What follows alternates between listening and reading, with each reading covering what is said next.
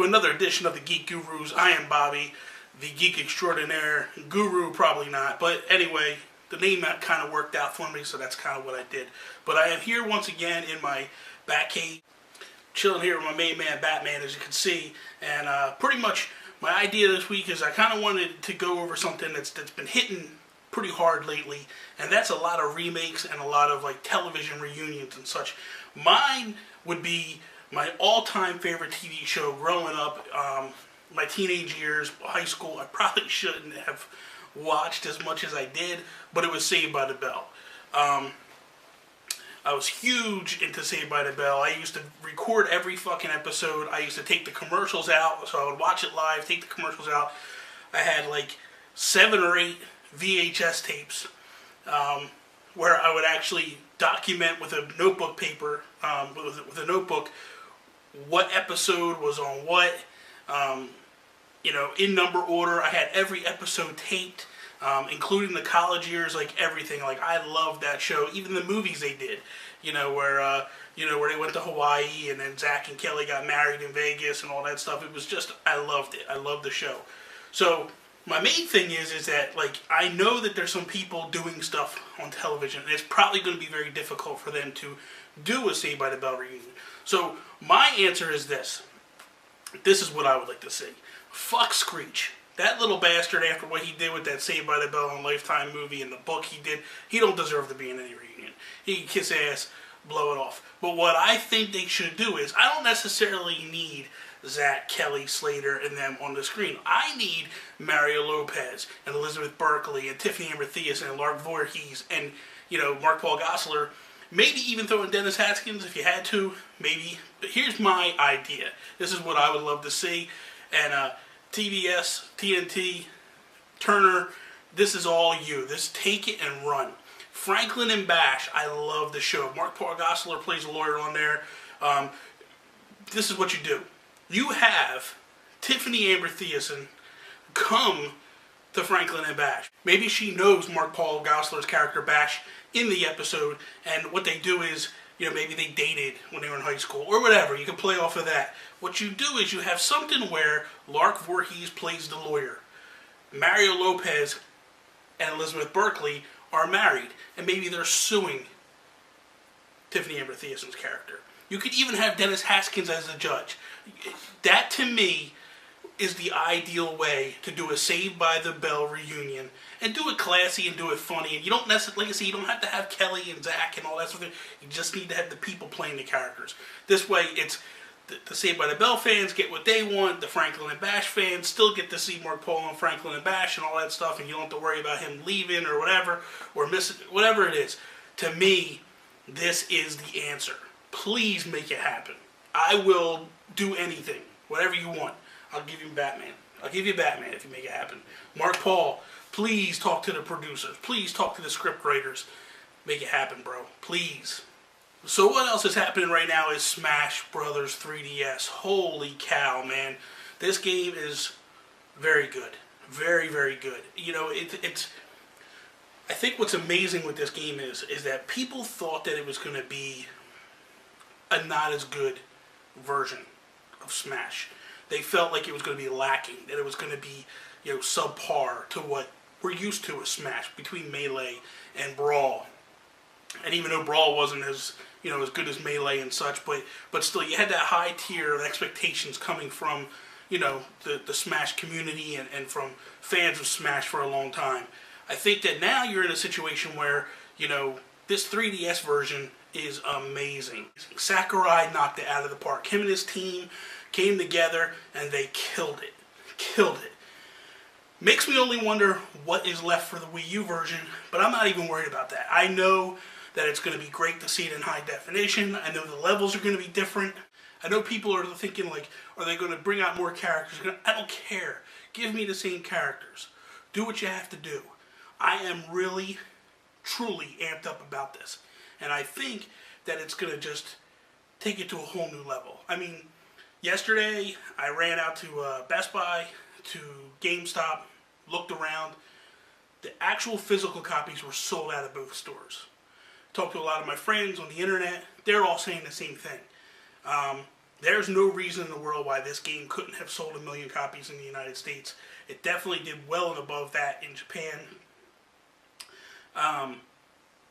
But it's not technically sold out. You can still buy the digital version, which is what I bought. But that's what amazes me. It amazes me that so many people bought the digital version, and the physical copy is still sold out.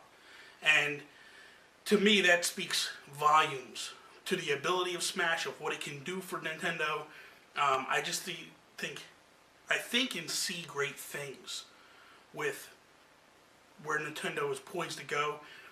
You're definitely looking at right now, if you were to jump in and buy a Wii U right now, let's throw away all the negativity and all the nonsense about the gamepad and all that stuff. This system, soup to nuts, you buy it right now, you are coming off with some great games.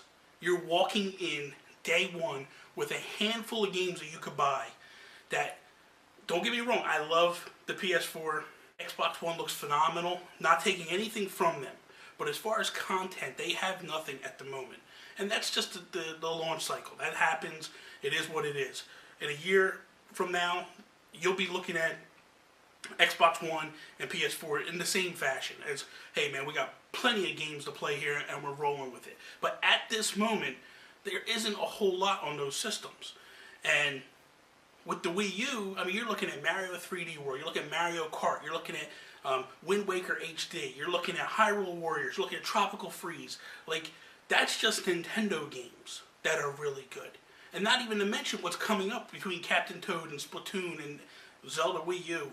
And, hopefully they're making a Metroid game. There's Yoshi's Woolly World. I mean, granted, I know Yoshi games are kind of kiddie-ish at some point, but that game looks beautiful. Hands down, a beautiful looking game. So, right now is not a bad time to jump into Wii U. And then you have Smash Wii U coming up. Then the Amiibos. I know they haven't really given a whole lot of detail on what the Amiibos are going to do per se. Right now they're basically saying like, hey, you plop them in, it becomes like a transfer, like a save transfer. So I can then take that Amiibo to my buddy's house and he can either fight the Amiibo that I've trained and sparred and build up. Kind of like a Pokemon type deal, I would think. Like you train this fighter to become really strong, and where your normal characters in the games, they'll get up to level 9 and that's the max. These Amiibos can go up to level 50, which I can't even imagine how hard they are. But at the same time, it makes you think like, hey, there's longevity to this, And there's other things about the 3DS Smash that I love. I love the spectating aspect of it, where you can sit back and you can watch, or you can bet on matches that are happening. It's just cool, and I'm always a fan of the trophy system in Smash. Getting in there and diving in there and really, really getting into the history of Nintendo and why character. But it's not even just the history of Nintendo. You got Sega, you got Capcom, Namco. Like, there's all these different trophies of all these history or historical characters within the Nintendo franchise and video game lore, if you will. You're looking at, they got trophies of Elect Man and stuff like that. You can actually read the history about these characters, and also I think that's, the fan service is huge when it comes to that, and that really, really makes people happy. The last thing I want to talk about is my boys at Sideshow. They are coming out with new Batgirl, just announced for sale. It's a premium format statue, similar to the Batman here, that's here. I think it's more, to be honest with you, it's more like the Poison Ivy back here, where it's a full sculpt. It's not really clothes, where Batman has like, there's clothes on him and stuff, and it's leather. This is a sculpt cape, but the clothes, the utility belt is actually cloth and sewn together, where Poison Ivy's not. She's a sculpt, and it is what it is. Sideshow does, God, they do the greatest work ever. And if you're a fan of collecting statues, which I am, if you're a fan of DC, it is a great time to be a DC fan. Like, Sideshow is knocking it out of the park every single piece they put out. For a long time, I collected DC Collectibles, which used to be DC Direct.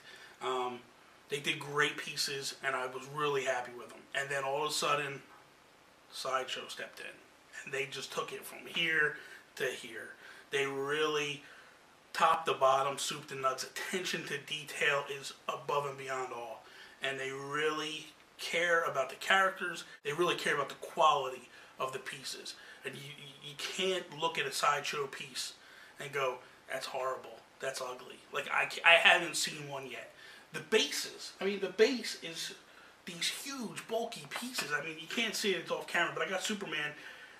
He's in the Fortress of Solitude, and he's actually standing on what looks to be ice. And it looks identical to the Fortress of Solitude from the movies and the Smallville TV show. Really, really beautiful pieces, and I am very happy. They announced Lobo. They did announce Power Girl, and Wonder Woman is coming eventually as well. But the reason why I brought up Batgirl is because they just announced this week that it's up for sale. You can go to their website, sideshowtoys.com, and pick it up. Really, really great piece. That is all this week. I want to thank everybody for watching, continuing to watch. Please go out there. I'm on Google Plus now, so hit up the Google Plus, hit up the Facebook, hit up the Twitter, follow me, Instagram. I'm all over the place now. Please remember to like, share, and subscribe the videos on YouTube. And that's it. I'm out. Peace, mofos.